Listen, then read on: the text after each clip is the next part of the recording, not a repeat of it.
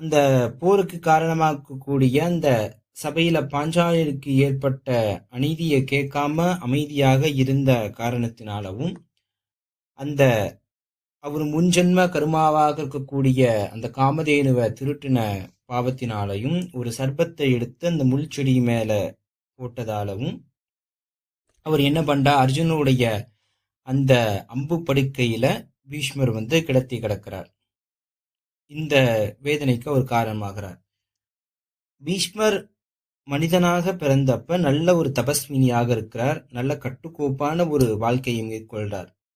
இருந்தாலும் முன்ஜென்ம கருமாவின் காரணமாக அவர் இந்த பிரச்சனைக்கு உட்கொள்ளப்படுறார். அப்ப கிருஷ்ண பரமாத்மா அந்த இடத்துக்கு வர, இந்த அஷ்டவசுகளும் மேல இருந்து கூப்பிடுறாங்க.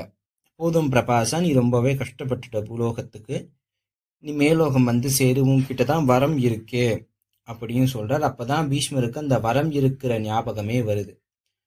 அப்ப காலதேவனை கூப்பிட்டு என்னோட உயிரை எடுத்துக்கோங்க, என்னால இந்த அம்பினுடைய வழி தாங்க முடியலன்னே, அப்ப காலதேவன் இந்த சர்பனோத்தினுடைய கதையை அவர் நினைவு கூர்றார். இந்த சர்பம் சாபம் விட்டதால ஒரு குறிப்பிட்ட காலத்துக்கு நீங்க இருந்தாகணும், ஆனால் இந்த பிரச்சனை முடிஞ்ச உடனே நான் கண்டிப்பா உங்களை நல்ல வகையில கூட்டிட்டு போறேன்னு காலதேவன் சொல்லிட்டு அந்த இடத்துல மறைகிறார். அப்ப கிருஷ்ண பரமாத்மாவை பீஷ்மர் நினைக்கிறார். கிருஷ்ண பரமாத்மா அந்த இடத்துக்கு அவர் விமோச்சனம் சொல்றார். இப்ப பீஷ்மர் கேட்கிறார், அதாவது புத்திரர்கள் இல்லாதவருக்கு சொர்க்க பிராப்தி கிடையாது அப்படின்னு கேட்கிறார். அப்ப கிருஷ்ணனும் சொல்றார், நீங்க பிரபாச வசு, மனிதனாக பிறந்தவங்களுக்கு மட்டும்தான் சொர்க்க பிராப்திக்கு நீங்க பண்ணணும். நீங்க போய் உங்க அஷ்டவசூக்கள் உண்டான வேலையை தான் நீங்க பார்க்க போறீங்க. அதுக்கு எதுக்கு சொர்க்க பிராப்தி உங்களுக்கு வேணும்? சரி, இருந்தாலும் உங்களுக்கு ஒரு விமோச்சனம் சொல்றேன்னு கிருஷ்ண பரமாத்மா சொல்றார். உத்தராயண காலம், அதாவது 2 காலங்கள், உத்தராயணம் தட்சிணாயணம்னு உண்டு. சூரியன் வடக்கு நோக்கி பயணம் கூடிய நாட்கள் உத்தராயணம்.